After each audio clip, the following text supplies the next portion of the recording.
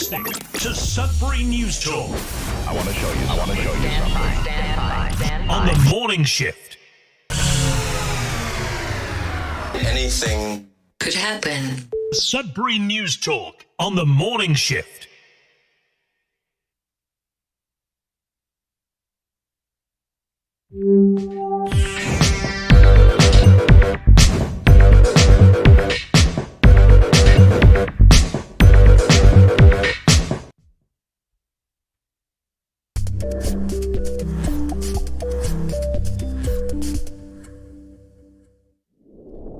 Good morning, everyone. Welcome to Sudbury News Talk on the morning shift. I'm AJ Walsh. I'm glad to be here with you. I'm thankful that you're here with us this morning. We're going to have a great show, as usual, but even better today because we have Ward 5 Councillor Mike Pennon standing by, ready to come on the show, ready to talk with us and fill us in on the latest, greatest that's going on, not only in his ward, but in the city. There's lots of stuff going on in our city as of late, and we're going to have a great conversation with him. I promise it will be worth the wait. He'll be joining us momentarily right after the weather. Just want to let you know that we're live on CKLU 96.7 FM on the radio. We're also streaming live at cklu.ca. Click on the Radio Player Canada app on cklu.ca, and you can stream us live. You can also download the same Radio Player Canada app, take us with you and listen to us anywhere, anytime on your favorite device. We're also streaming live. Well, while you're there on cklu.ca, just make sure to buy a t-shirt, buy a hat, a mug, whatever. Support the station. It's the only reason we're on the airwaves is because of people like yourself. And so we are funded by citizens of Sudbury and people from Sudbury. Anyone who comes to cklu.ca, listens to us, streaming us, listens to us on the radio. The only reason we're on the airwaves is because of contributions from people like you, and we're very thankful for that. And we've been around since 1984. I started off in a humble trailer on Ramsey Lake Road at the Laurentian campus, and now we're streaming to you from corner of Elgin and Elm Street downtown, the old Telegraph building, now part of the MacEwan School of Architecture. And so we're grateful for the partnership that we have with Laurentian University. And anything said on this show, whether it be by myself, my guests, co-hosts, people commenting, are that of our own views. They do not necessarily reflect those of Laurentian University or CKLU. We're also streaming live streaming at facebook.com/Sudbury News, youtube.com/Sudbury News. Make sure to like, share, subscribe. Follow the page in the channel. We're also found on demand on those two channels, along with twitter.com/Sudbury News and on our news aggregating website, Sudbury.news, where we have all the local news coming into one convenient location. So that way it's not hard to find. And it's basically Sudbury centric news. So CBC, CTV, Sudbury Star, Sudbury.com, all on one webpage. And then if you click on the Sudbury News Talk tab, you can catch the show on demand afterwards. Let's dive in. And so I'd just like to encourage everyone to comment, first of all. We'll do our best to get them read for those listening and for those watching up on the screen. And today we've only had the one main question, I guess you can say. And I will get that up on my phone here for Mike. And it'll be a little bit of a left field one, but we'll see how he's able to handle this question. I'm sure he can handle it. He's very professional. And then we're just going to generally talk with Mike about downtown situation, and that's, some subheadings to that. There's the homelessness crisis that we have. There's the opioid or drug crisis that we are facing. There is also housing. So the homelessness and housing are related, and you could also make the argument possibly that the drug epidemic that we have in our city is also related to housing. So we'll talk a little bit about housing and how all that relates. Mike has a specific plan to end homelessness by 2030. We'll ask him about that plan and how things are going with that. Also, the new arena, what's the latest, greatest on that? And then also speed cameras, my favorite topic. So We'll get an update on that and more. So stick around. It's going to be a great show. We'll start off with a little bit of weather. We'll be back right after this.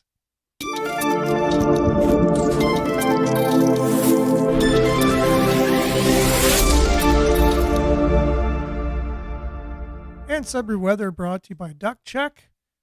Duck Check is the solution that you should turn to if you value clean air in your home or your business. They do residential and commercial and industrial duct cleaning. So give them a call at 705-918-4848. They serve Greater Sudbury area and Muskoka area. Currently, it is 15 degrees. It's partly cloudy. Today, there's increasing cloudiness. A few showers beginning in the morning. Local amount of 5 millimeters. We could use that for the garden. And the high today will be 23. The humidex, 28. Tonight, showers with a risk of thunderstorm. Local amount of 5 to 10 millimeters again. Low of 18. And then Saturday, cloudy with a 60% chance of showers. Risk of thunderstorm, high of 22, humidex 28. Again, 60% chance of showers tomorrow, high of 22, 24, and showers on Sunday. 30% chance of showers and high of 23 on Monday. Pretty much the same for Tuesday and Wednesday as well. That's the 3 days. And then Thursday, high of 23 and mix of sun and clouds. So we got a pretty wet week in the forecast, possibly. You know how that goes, though.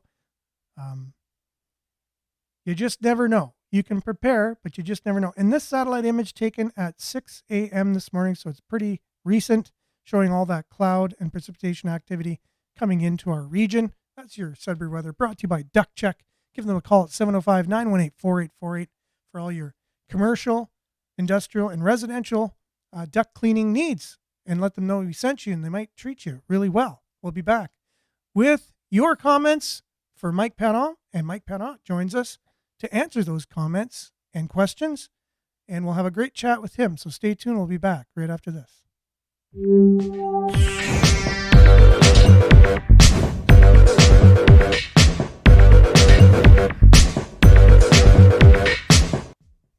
And we indeed are back, and we, as promised, Ward 5 Councillor Mike Parent joins us now on the show. So I just wanted to say good morning to you, Mike, and how are you doing this morning? Good morning, Aaron, and good morning to your viewers and listeners. And I'm doing great this morning. How are you? I'm doing well. Good. And look, you get to be on your favorite show. You must be pretty excited this morning. It's been a busy past 6 months, so I haven't been able to listen in as often as I would like, but I've been trying to listen in just to kind of hear what some of the thoughts and concerns are by yourself and some of your listeners.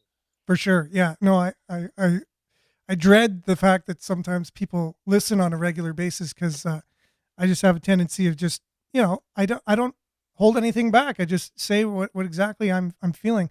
But at the same time, I think I'm touching a nerve on some of the same sentiments that other people are feeling too, and I think that's why maybe people check in to the show on a more regular basis. But with that, let's just check in with some of the people who are on now. Nana, good morning, and from Kevin and Nana. So Kevin, he's been battling cancer like a trooper in HSN for a while now. We just visited him on Wednesday, and it was a great visit. So Kevin listens regularly. He's not able to text in anymore. He just doesn't have the use of his hands as much. So prayers and thoughts for Kevin. And Bob says, thank you, Mike, for being on the show. Also, thank myself, Aaron, for giving your valuable time bringing us the show. Well, thank you very much, Bob. Much appreciated. And Judy, good morning to you. Hope you're having a great morning. Marianne from Barrie, liked and shared as usual. And Miles, good morning. Little tidbit, I heard the boxer from Algeria is suing several celebrities around the world for defamation. He or she has, for instance, named J.K. Rowling as one of the persons. So Mike, no stranger to the show, knows that we talk about all things on the show, and so everybody gets a chance to air their concerns, whether it's from Sudbury, Canada, the world. And yes, no, we'll be talking more about that, Miles, as time goes on. Marianne heard the same, yeah. And good morning, Belinda. Educating the mind without educating the heart is no education at all. Never lose your love and compassion for your fellow man. Look at that. Hey, it's just positive all around. It's so true. I would like to know Mike's opinion on what being sprayed over the Sudbury skies. What is being sprayed over the Sudbury skies? Mike, are you willing to take on a huge question like that as the first one? It's a question that's actually come to me in correspondence since I was elected. And I've asked those who asked me that question, help me. I can't find any evidence suggesting, so again, I see individuals are seeing streams in the skies and they're saying there seems to be a lot of them. And it supports the theory that perhaps there are things being sprayed for whatever reasons. I can't find evidence of this. And I mean, I'm not saying it's not a fact. I'm just saying I can't find any facts to support it. So, Belinda, if you have things that you can forward to me so I can learn more about that, that would really be appreciated. Awesome. Well, that's a great answer. And yes, being open to, and I'm sure Belinda, I'm positive you you have some things that you possibly could be sending to Mike. So that's awesome. I would like to know why people. Okay, that was another one. Same question twice. So it looks like it's on the minds of other, and it's on my mind as well because I do notice. I've been noticing since I think 1999 at least or 2000 that it's been happening. So it's yeah. So I guess if Belinda's going to send that to you, it's a good place to start. Mike, thanks for your honesty and integrity in your capacity as counselor. So there you go. That's Nana. And I thank you as well. And it's not an easy job. It's definitely not easy.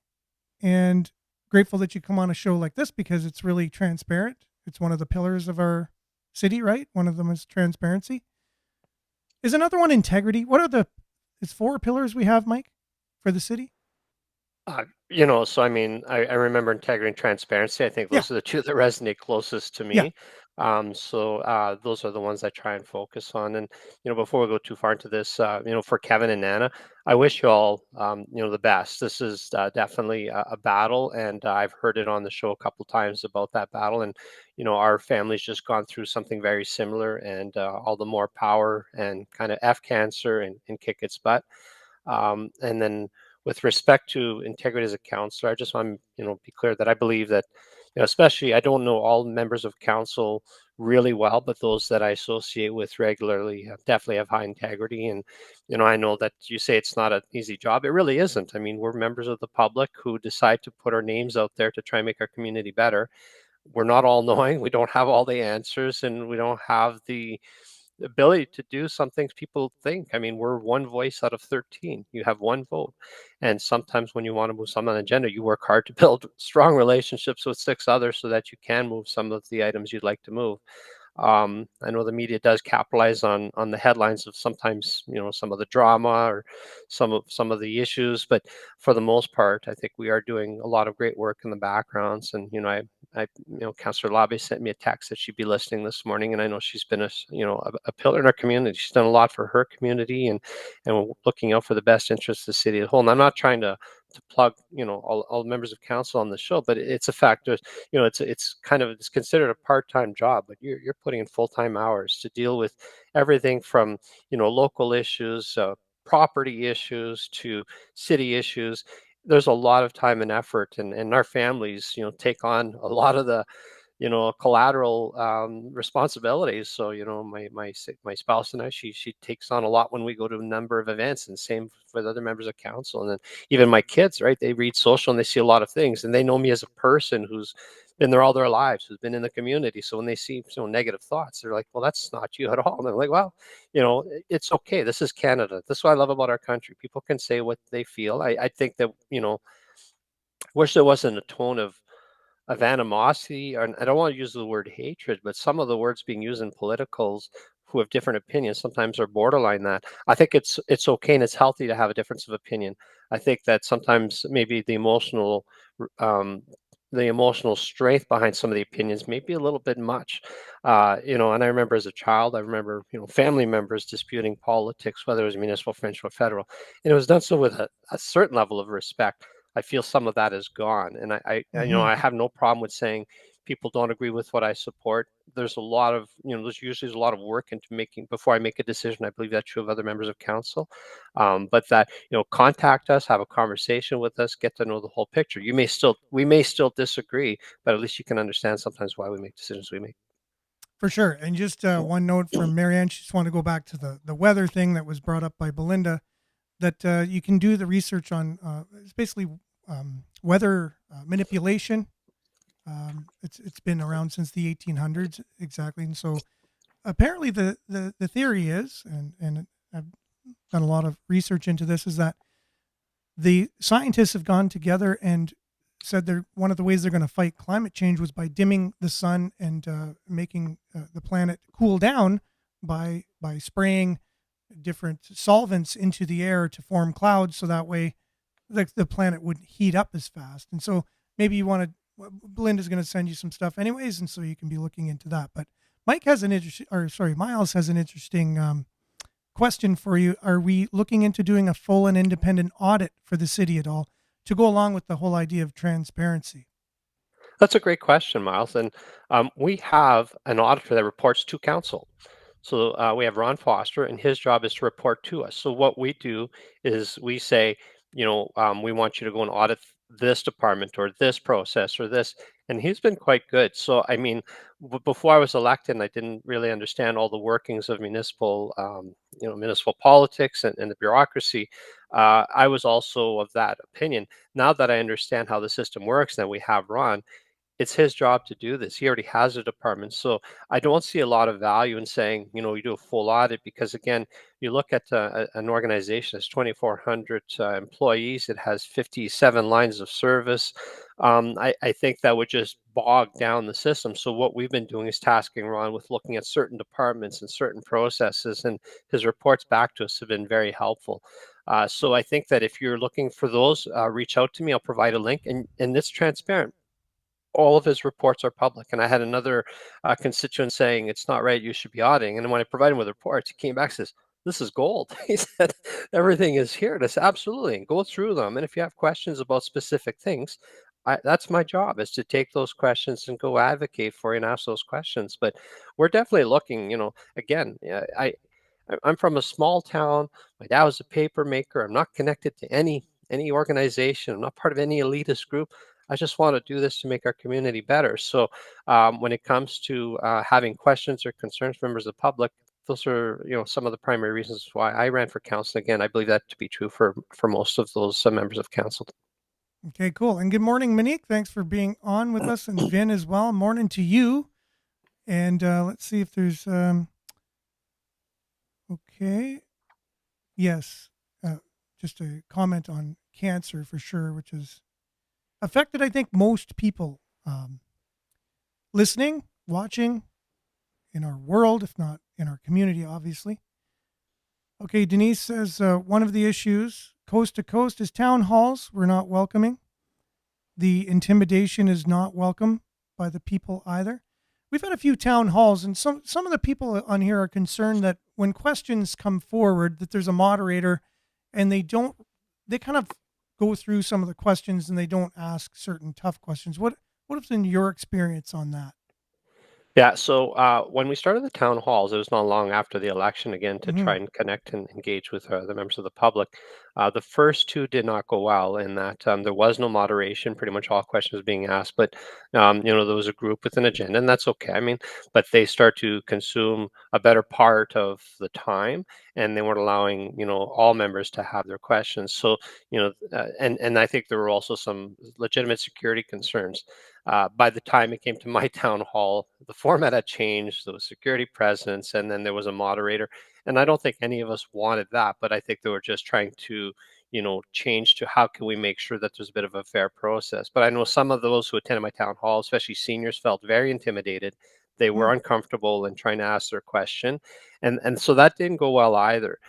So I think we want to look at, especially going to kind of middle of our term, which happens this fall, is I not more most recent, but a few months ago I was talking to me. We're trying to find another way to host a town hall like session so we can connect members of the public. And I've had constituents in my community saying, hey, why don't we just do something a little bit smaller, just in more local areas? And I'm going to be looking at possibly doing that. But again, that doesn't mean all councillors are going to do that in their areas. But I do believe it's important that we stay connected with our constituents. And again, if you feel like your voice is being heard, I urge you strongly, reach out to your ward councillor and have a conversation with them. That is, I know Marianne is saying a lot of people feel disassociated with the government here and stuff. They don't feel that they're heard, their concerns are heard. So I guess we can work on the town halls, so even if there is that group of people, they at least maybe give the group as a group a couple questions. Like, hey, you get 2 questions or something, and we'll answer whatever 2. So you have to decide which are the most important questions so you don't take up the whole meeting. You know what I mean? And, at least that's fair. That way everyone gets their questions in. And so Vin has a question. Well, maybe we're going to begin with the end. I thought we'd end with speed cameras, but maybe we'll go from that down back to an end with housing, which I know you're a proponent for. And so cost benefit of speed cameras. Do you have anything to say on that? Yeah, I'll start with Vin. I'm sorry for the loss. I believe about a week and a half ago, your friend was involved in an incident in Dowling, and I'm really sorry. I know they were injured seriously, and I believe they passed after that. So I'm sorry for the loss of your friend. With respect to speed cameras, way back when I was first elected, you can remember we had this conversation about speed cameras. It's a contentious issue. It is just really challenging. The number one concern that I was receiving was driving behaviors and speeding. And I'm talking a lot of calls and anger and do something, and it's your job. And you try to engage with the police and can you do more? And we can't direct the police. I just want to make that clear. A city council cannot direct the police. They have their own board. They get direction from their board. We try sometimes influence their board. We have 2 representatives on their board, being the mayor and Councillor Sizer, but they're autonomous from us. So, we weren't getting a lot of traction. Now, council prior to my joining had already started the conversation about ASEs, automated speed enforcement. Am I a super fan of having cameras around our city? Absolutely not. I mean, I live here too. I hear it from my own family often about these ASCs. But when you look at Valley View Road, those living on this street have 2 schools. They have no sidewalks, and people are, this is I think a 40 zone throughout the schools and a 60 after. And the speeds when we're doing this road study, 110, 120, middle of the day. What options are we left with? So I'm not a fan of the cameras. I'm hoping we get to a point where we can say, look, we should look at possibly phasing these out once these new officers are recruited, if we can see them having more impact on the roads. I think that's the best enforcement, is to have more police officers, doing traffic management. But we have to stand on what's in our control. So I get the frustrations. And just yesterday, ironically, I was at a constituent's house dealing with an issue with their property. And I was getting a call from somebody angry about speeding on their street and wanted a camera on their street, right? That's how divisive it is. I see it probably being a split item where, a good portion of the community wants more of these, and a good portion of the community is saying, we don't want that kind of oversight on the things we do. So I hear you. As far as your question about the cost, there's no cost to the taxpayer. The program that we're included in um, is basically we recover. I don't know the exact formula, but those who administer the program on behalf of us get a percentage, and the city gets the remaining. So we're never at a loss. Even if the cameras are damaged, we're never going to be at a loss. I think, given what other municipalities are bringing in as far as, we'll call it revenue proportional to ours number of cameras, I think the city's expecting that, there'll be revenues between, I don't know, 800 and 1.2 million, something like that. It's hard to tell. And we don't have a lot of data yet, but, all of this will be publicized. We have to, again, we talked about the pillars of municipal government and transparency. Where do the funds go? Another great question. So when we decide that, as council, we would support the implementation of ASCs, Councillor McIntosh brought in a motion, and the motion gave direction to staff that all the funds received from traffic cameras and the red lights would go to a special account the council would use to support other road improvements. So things like crosswalks in areas where it's very busy, because those crosswalks are very expensive. That we would look at other traffic calming measures on roads that necessitate them. So I know there's one road in my ward that, although it's a quiet little street, again, no sidewalks, but it's a lengthy street, probably almost a kilometer in length. Again, the road traffic, we just did a quick study, and again, this is a 40-kilometer-hour zone. People are doing 90, 95, and a couple of the neighbors who have young children were really upset and saying, they're talking to their neighbors, telling them, none of your business, mind your own business. So we're going to use some of those funds and at our discretion to improve road traffic calming and things like pedestrian crosswalks. So now that we have cameras, are we going to be filling in the potholes? Because Uh, we don't need potholes to slow people down anymore. So we just have the cameras, right? So can we look forward to smoother roads in Sudbury? Yeah, so, I'm a northern boy, right? And I travel with my full-time job regular to all northern communities. We're all having issues with our roads. It's part of, I've had, probably at least 100 pieces of advice, and even in the last 6 months, on how we should maintain our roads better. And I've sat with the engineers in our city. They understand road maintenance. They understand it at a high level. Um, what we're seeing is that the uh, the city had not invested enough in infrastructure. Period. I don't want to go into the past. I usually take a beating for blaming other councils, but the fact is that term over term, not enough money was set aside for infrastructure. And I mean, you can probably remember in your time that at one time, city went a long time without any tax increases. That's a really bad idea. We don't like to pay taxes, but if we don't, we end up in a situation like City of Sudbury is today. So what this council did, is we've and that's why some of the property tax increases are as high as we've seen. Is we put a special levy to deal with infrastructure. So instead of filling in potholes, let's look at our busiest roads and make them better so that we're not filling in potholes.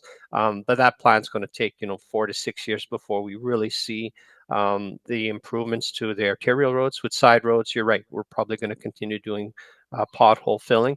On my road, again, I live on a road that's fairly long, and talking to some of the neighbors, there's one area of the road's a little bit rough, and I said, trust me, you don't want us to fix this, because being the length of road, this little um, the blemish in our road in the middle of the stretch is the best thing for us. It slows traffic down.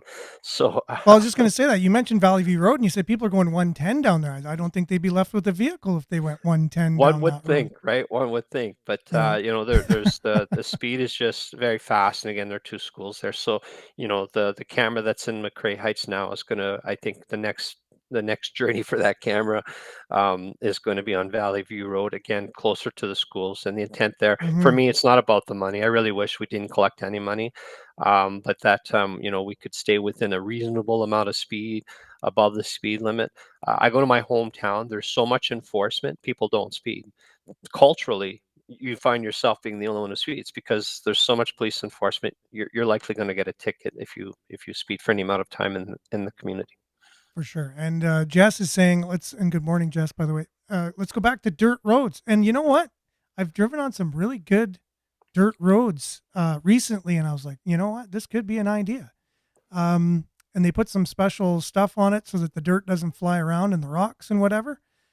It'd be a lot easier to fix any, blemishes in the road if it was just dirt. But anyways, it is what it is. We can't go backwards, I don't think. But it's a good point, regardless.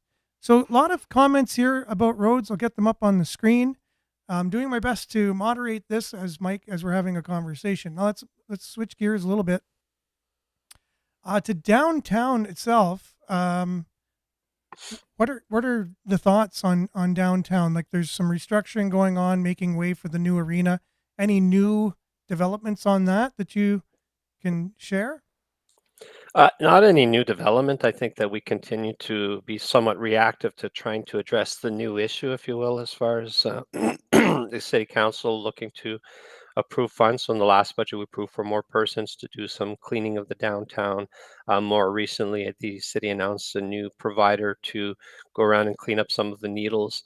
These are all reactive measures that we're taking that are very costly. And again, if you add all of these costs, they start to become material in nature. And that's why, the other conversation we're going to have after about trying to address the homelessness, I think would be a wiser decision to invest a little bit more in the upfront there and trying to have a bit of a plan that would follow the pillars of the report. Is make homelessness a very short duration, get people off into some kind of program so that we're not spending a lot of money on the reactive side. So with respect to the downtown, um, I work downtown. I'm sitting just down the road from you. That's where my office is. So we occupy downtown, and some of the members of my organization are concerned with what they perceive as security issues downtown. So there's work to be done there. I don't have a whole lot new to report on. I think that we're going to learn more about the plan to address persons experiencing homelessness, and related to that is kind of the addictions, the opiates addiction. Um, and I think we're going to learn more from the reports we're going to receive in the fall for us to make decisions on. So let's dive right into that then. So housing, homelessness, opioid crisis, I think they're all related. So what are our plans? Like what I know you're an advocate for abolishing homelessness here in Sudbury by 2030. Can you tell us how that's been going and what the latest is on that and what are the plans going forward? Yeah, I think for me, and I did mention on the show previously, is last August when I was at the AMO conference, I listened to some subject matter experts, and the one doctor who's spent a lot of time in this area said, a person becomes homeless for whatever reason. Um, the It could be because they were evicted, it could be whatever. But on that first day, they may have some minor mental health or minor addiction issues. You find that person 7 8 months after, and what you find is now that same individual has major mental health and or major addiction issues. The first is fairly treatable, the latter very difficult to treat, very much reduced prospect of being successful in treating. So like the light went on for me. Then we can't allow homelessness, right? If a person ends up on the street, we need to have programs in places for people to be moved to as quickly as possible, where we can help them. And we're not. I don't think we can say that everyone's going to remain absent, but help individuals be able to live either semi-independent or fully independently somehow. The bigger issue for Sudbury is there's no vacancy. There really aren't places for people to live. And I think if you look at, we don't have the full census data, but just the information we have suggests that we've had an increase in population well above what we expected, and that's contributing to our vacancy issue. And I think we can build 1,000 places for people to live today. I don't think we even scratch the surface to the needs. I mean, there are a number of individuals who 20-year-olds still living at home with no prospect of them moving out because they can't afford an apartment and they can't buy a home. So I don't think this is going away anytime soon, which is why I've been pushy saying, then let's do something. And that's why I was ending homelessness by 2030 is making a statement. And that has to be how we build this program. If we don't, then we're just going to add another band-aid. So this is about saying we need to be serious about this. It's going to cost some serious dollars. And what do we need to do? And that's where that report came in from, that was presented to us in May, about the four pillar strategies, if you will, on ending homelessness. There are a number of recommendations, and then there's a cost, and we needed that, and the cost between $300 and $350 million. That's a huge cost. Now that we have information, and this report was put together on some of the best evidence-based data in the world, it really is now, which is the recent motion we pushed through last week, is about getting federal and provincial help us put this plan in action and get things together. I think with some of the ideas, like we have Lorraine Street that's going to come online in about 5 6 months, and we're going to be able to take on 40 persons and put them into a transition home. And again, it does mean they're going to be pushed to stop using, but we expect a certain level of success with persons maybe wanting to seek more help and maybe wanting to become clean. And then those who need mental health support, the wraparound services are going to be there for them. When I went to Peterborough a few weeks ago to look at their modular home community, I had a great conversation with the lead ward counselor for that initiative, Keith Reel. And again, you can Google it. There's an article that Tyler Clark put on Sudbury.com about my visit there. They don't have all the answers, but they're trying as well. So they build a modular community. It's had a lot of success. I think 4 of the individuals who live there have um, have gotten full-time employment, and another 4 have access treatment for their addiction. So I mean, if you have a group of 40 and you've got 8 of them that have done something very positive with their lives, I see that as a good level of success. They're looking at possibly doing more, but again, it becomes a cost issue. And how much is your property owner willing to continue to subsidize something that really the provincial and federal government should be covering? Persons who are experiencing homelessness are very transient. People often say, oh, they're not from here. Buses from Toronto, buses from North Bay. Not necessarily true to that, but they're very transient. And what I'm saying is there are persons who originate from Sudbury that are in other cities currently experiencing homelessness living on their streets, and there are persons from other communities in ours. And again, if you look at the by names list, people who are here this month decide to go to a different community next month. So it's hard to keep tabs of who's from where. So we need to put that aside and agree that we're all Canadians, we're all Ontarians, and we need to, work with the levels of government to fix that.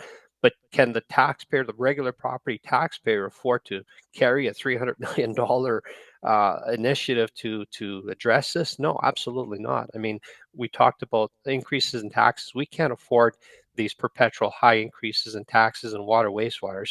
It's just putting too much burden on property owners. They're frustrated, and I share their frustration. I own property as well, and I hear it from my neighbors and other members of family and the community. So I get that. So I've said a lot, and I'll pause to hear from yourself and from your viewers.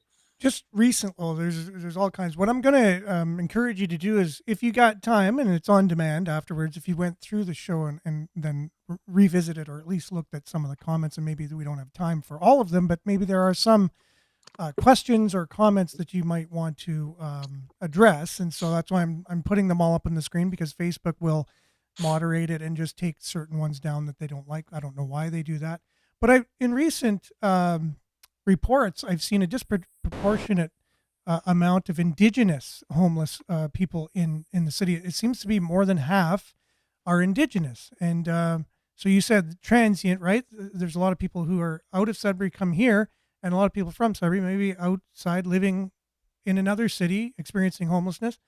But I think we have a lot of surrounding Indigenous communities that make their way to Sudbury. And with that, so there's that, and then there's also the aggressive immigration policies that we have, not only in our country, but we're welcoming to people from new Canadians to come into Sudbury. How do you think that impacts the amount of homes that are available as we welcome, not only students, international students by the thousands, tens of thousands, and then new Canadians just here to live as well as part of these government initiatives? Do you think there is a correlation to the shortage of homes due to that factor? There's two questions there. There's the disproportionate Indigenous homelessness population, and then there's the new Canadians. Yeah, and this is where it becomes complex. There's not one thing that led to this. This is really a perfect storm, right?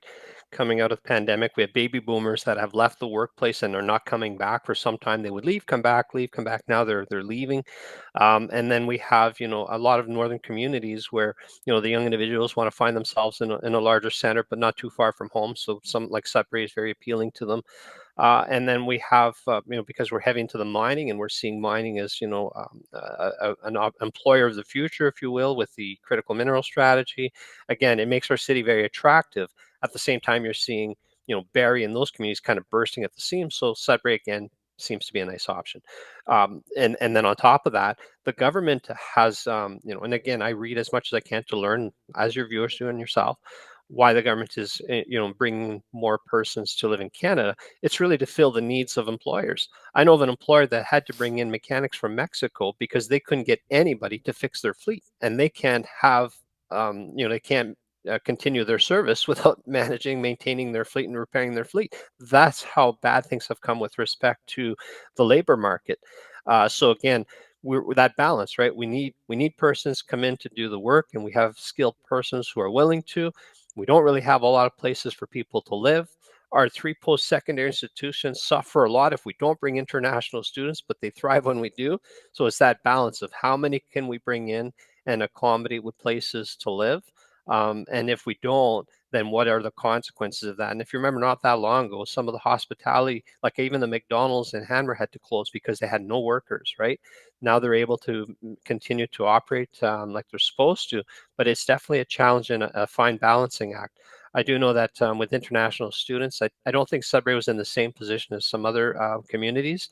What was the University of Sudbury still had availability in their residents, and they're not really operating as a full university. There was availability for more room for students. So I don't think, cutting back on students was a good thing for Sudbury. I think that we could still accommodate the same number we had before because there was spaces available for them. But with respect to the number coming into the community, we have to get building places and residences for those who want to relocate here. And I think you've seen myself, Councillor Fontaine especially, and some others who support us, trying to find ways, mechanisms to cut red tape, to incentivize builders, build everything. But we did remove what they call DC charges on multi-residential duplexes to make it affordable for younger people to move out and create spaces in those apartments they leave behind. For that, we can find ways to increase affordable housing. And just an update on the cutback of students coming into Canada. I know the government said they were going to come out and pause that or cut it down. It's actually, the student visas have risen since that announcement. So it's actually still increasing, just factual information there. I know it was an announcement. I know they said they were going to do it, but there's more student visas been issued since then. So I guess they said they were going to do it, but they didn't do it. So now, any word on Indigenous, disproportionate Indigenous people experiencing homelessness in Sudbury at all? I don't have any insight on that. I know, again, the staff at Tom Davies are working closely with Indigenous communities to try and work together on solutions. And just back to the immigration. Unless you're Indigenous, we're all immigrants. We all came, most of us, our families, our great grandparents on a boat and came to Canada. And if you go back then, there were no places to live. We all had to work it out. We've become accustomed to coming to a city and having places to live. And we definitely want to kind of keep that. But it is challenging. And I'm not downplaying the severity and the impact this is having on persons experiencing homelessness. And my fear, things may get a little bit worse before they get better, before we can actually start to build more spaces for them. What about a massive rehabilitation complex? I was talking about that the other day. Like, with all the phases of you're totally addicted to a substance. Like, it almost seems like there's no return for you. You're written off. Let's just keep giving you safe drugs until you eventually pass away, so you don't die right away. So that's the one solution we're doing now, and it's called harm reduction philosophy or theory. So the opposite of that is rehabilitation, like actually finding hope in the person's life that they can actually rehabilitate from that and have their life back without being addicted. And so the first step would be making sure they don't die from harmful drugs. And then the next step would be, well, maybe you need a place to get away from your environment that is just kind of triggering you in order to keep using, and other people who are using around you. So, and then there's the next step and the next step and the next step to full recovery. Has there been any talks with a focus on helping people recover from their addictions rather than just keeping them safe in their addictions? Yeah, so great question. Without saying too much, addiction is near and dear to in my circle. And what I've learned is rehabilitation doesn't work for many. So it's very, very costly. And I'm aware of a number of individuals who go very, very costly. And within 4 or 5 months, they're back to where they were before. So to say that is the solution, I would hazard to say not necessarily for all. Should it be a bigger part of what we're doing? 100%. I agree. Right now, if a person, so when I was a paramedic, we would take someone who was, and again, we didn't have the issues we had today. I'm talking about late 90s, early 2000s. They would be brought to the hospital, then they would go into some mental health care system to try and get them some help. Now, did it always help? Most often not, but it gave them a place to go. There is nowhere for them to go. A paramedic picks them up, they go hospital, we have no room. They're back on the streets within hours. Mm-hmm. The next day, Yep. paramedics pick them up, bring them to the hospital. Exactly. There is nowhere for them to go. And that's the gap in the system that the province has to step up and figure out. And I'm not saying I have the answers, but I know what we're doing right now. Really, there's just such a big gap. So I think that with respect to our system, and this is what we're trying to push as a city, is we're saying, I saw someone earlier make a comment, homeless people shouldn't be forced to live in a box. Well, I don't disagree. we have nowhere for people to go. So at one point, when the city removed the encampment, they put a number of those experiencing homelessness in hotel rooms. It was a disaster. I mean, almost burnt down the hotel. There was trash. There was so the idea is to transition. So you transition to a space and you work on structure and responsibility.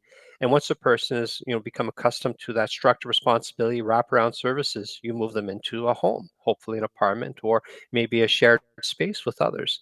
I think that's where I'd like to see this go. This is why I'm pushing, and I think other members of council are pushing for like this type of solution where we transition persons into a space where they kind of live on their own.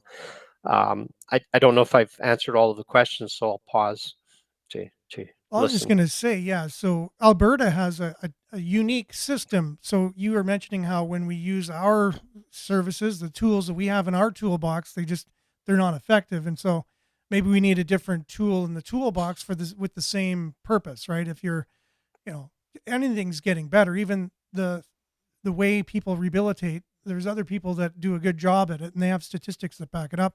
Alberta's a good example of how they approach it. It's not the same way we have in our city where we only have a few places and they're always packed and you can never get in there. By the time you get in there, you're not willing anymore and all that. Again, that's just the drop in the bucket. But like The a root whole, cause here is these drugs. The root you're right, cause is those who 100%. manufacture. Exactly. They're Hmm. spreading at a rate we can't control, Hmm. and they're causing more persons to have addictions. And even if we said what everybody's asking for, have a place just for them, it would break the healthcare system as far as cost, because that's how costly these areas are. The second component to that is we don't have the professional staff available to staff. Even if you built 10 of these, right now they're struggling to get any staff to support the current programs, which is another reason. I was quoting there were 140 organizations in Sudbury that provide services for persons experiencing homelessness or addiction. And Tyler Clark corrected me in the article the other day. There are more than 160, not 140, more than 160 organizations. At what point do we not do a review and consolidate these so that we can have a more efficient, effective process? And that's where Hmm.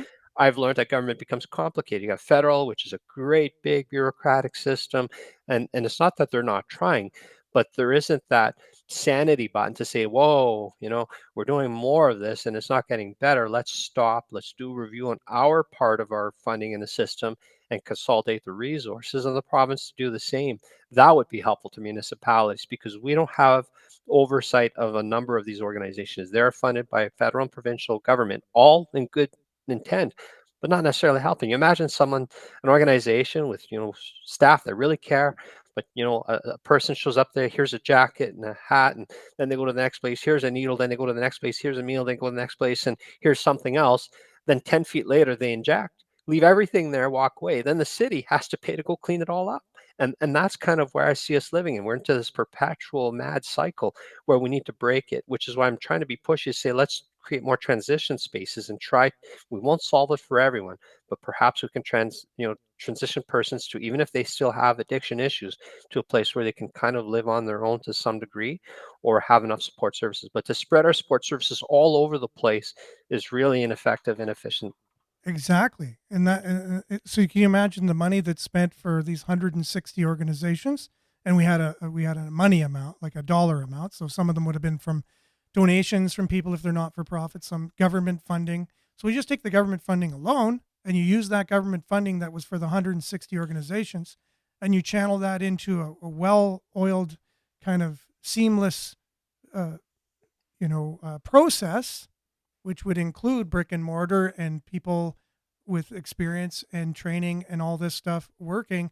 I think it can get done. And I think we need to be having this conversation a little bit more because I am in contact with people with the know-how of doing something like that. And I think it's just a matter of sitting down and getting the ideas out and then seeing if that idea has some possibilities of traction and getting the right people around talking about it. And then the influencers, you just make a pitch and you say, look, we could be using all this money. The unfortunate part is all the CEOs or sorry, executive directors and the managers and supervisors of all these 160, organizations will then be out of a job. That's the only sad part of it. And they've worked so hard to make these organizations. But should they be out of a job, or should it just be Yeah, part of the broader maybe solution? part of the solution, Right. possibly. It would be the best thing. But again, I don't know how many executive directors you can have of this place. there's it's only going to be, one or two. Maybe they would take a different position. You know what I mean? I don't understand. I mean, I don't. So it's just a matter of, visualizing one kind of organization or one process rather than multiple individual ones. It's because they all have their own policies, their own objectives, it'd be, I think, like herding cats to make a seamless version of that rather than just saying, okay, let's just conceptualize the ultimate process for a person. Let's just do it. Let's just say we had unlimited funds. This is what you do with a business plan, for a marketing plan, for a promotional plan. You go, if I had all the money in the world, what would I do? Then the real But that, solutions come out because we don't edit it ourselves should be first. never all the money in the world, because then you continue perpetually saying we need more money. It should be, if you had this amount of money, what could you do if you stopped everything with the Yeah. same amount that's being invested into it now? What Yep. could you do with And the that's whole the refresh? reality. Yeah, that's the reality later. But the reason why when you brainstorm something, you don't want to edit your brainstorming. So that's the idea of unlimited money. So you say, if it was a perfect world and we had a blank check and we can make the perfect facility that just helps everybody, then once you have that, then you start saying, okay, we don't have all the money in the world, but we have a great idea. How could we make this great idea work with the funds that we have? Is it possible? Then you start being creative. Then you start saying, yeah, actually, we can do this instead of that. We can do this. We can be creative with that. And then you end up with the goal, right? So that's what And I thought I that I would see this with the Ford government, conservative government. I have no loyalty to any party. I really look yeah, at the issues of the day and which party is going to best serve to address those issues. And a conservative party really hasn't made any progress at all in this area in Ontario. And true. so who do we look to? Who do we vote for at the next election that's going to do Yeah, something in this space? I don't have the answer, but that's, I think, a really, the province has the most ability to have the greatest impact here, yep, and we're not seeing anyone step up. And I'm not against the Liberals or the NDP, but I think they're such a socialist view that I think that I'm not sure they would carry the solutions. If I looked at them, I really expected the Conservative government would have taken a stronger hand in this. And they say, okay, we're not going to support safe injection sites anymore. Okay, all right. So what are we going to do? And exactly. we haven't had anything come back Yep. from them on that. 100%. I'm on the same boat as you. I would have hoped that you could have, if you're against something, then what are you for? Like, if you're going to Yeah. say, I don't agree with this, let's stop it, which they have done, which again, I don't feel that's the solution either, but you're not giving anything in place of it. So, like, I'm also, would criticize that philosophy as well and what they're doing, and for the same reasons. And they are in charge of healthcare in this province, and so they're the ones who ultimately need to be formulating a plan of how to be dealing with this and offering support to the communities in rolling this out and having a vision, at least, like the whole thing that I just mentioned. Let's envision the best possible solution, and let's then see if it's possible and then move forward. But they haven't seemed to be doing that at all. And Yeah, now and I we're just just saw left. Belinda comment on Pierre, and I'm listening to Hmm. Pierre too. Yeah, I think I wish Justin would suggest that he may step aside next election. I think he's outlived his term, and it's time to move on with new leadership for even for the Liberal Party, for those who support him. yeah, I haven't heard anything tangible from Pierre. He keeps saying, "Oh, we won't." They bash things. Tell me what you're going to do. Give me true. something to believe in.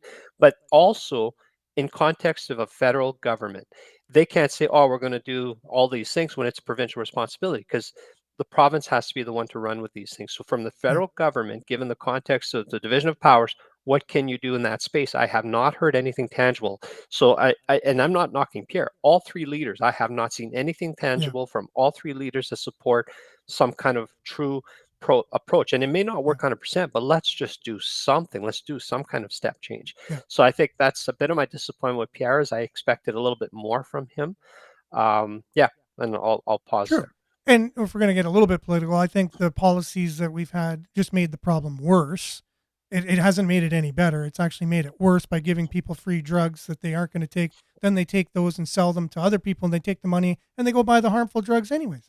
And that's really what's going on if we want to assess how that's gone. But again, we don't have the other people giving us any other solution. So you can bash it all you want, but again, I do have ideas though with And again, it's been done. Alberta's doing it right now, and it's in our own country, and there are other countries doing things too, and we need to be looking at those things, and we need to be doing something quick because it's not getting any easier, it's not getting any better. And but Mike, I know you're doing a good job. You're doing the best you can. Our viewers and listeners do appreciate you, as you can see in the comments. Thank you for your service to the city, to your ward, and you're welcome on the show anytime. We appreciate that, just being open and answering questions. And I know the listeners and viewers appreciate it too. So thank And you I very thank much. you for the opportunity. I just ask viewers, I know sometimes we have difference of opinion. Just, remember, we're all people. We have families. We're doing this. Most of us as a service community, yes, there is a small salary comes with council, but it really pales in comparison to the time and effort we put into this. So, if you have a difference of opinion, talk to your ward council, work it out, find out they're people just like you and they care. They Yeah, may just have a different view. And the other part about the homeless and those suffering, they have rights. They have human rights. yeah, They're protected by law. So we can't force anyone to correct. do anything. That's the Yeah, law. So correct. we want to open opportunities and help individuals move along to be able to, like you say, recover and have a meaningful life. I want that too for them. Again, addiction is near and dear to my inner circle, so I get it. But people still have rights, and when we live in Canada, we, for good reasons, and a lot of the reasons some of the comments here earlier, to protect those rights is really what Canada's all about. So we can keep our freedoms. For sure. And I won't force you to come back on the show, Mike. You can come on by your own free will and choice anytime. You just email me and you say, hey, how does this day work or whatever. I'll do the same to you, and we'll do this again Yeah, because it's been, if you see topics that are yeah. municipal that your viewers, I think Natalie's always open to coming on the show, Oh possibly yeah. calling, so you She's can have different views. great. Yeah. Reach out and likely every maybe twice a year or something, or more often Yeah, if you feel the need. Don't be afraid to reach out to me, Aaron.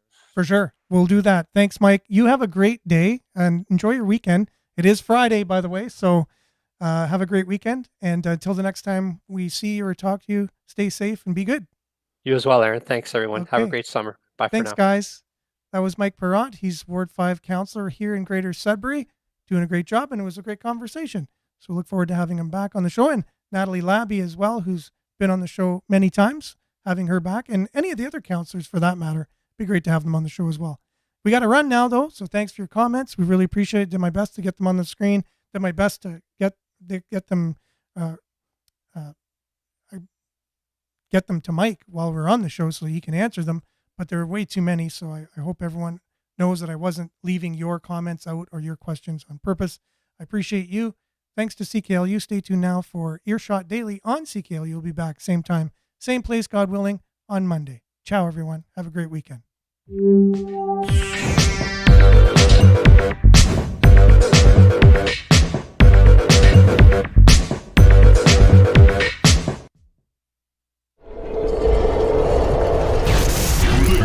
This is Sudbury News Talk on the morning shift.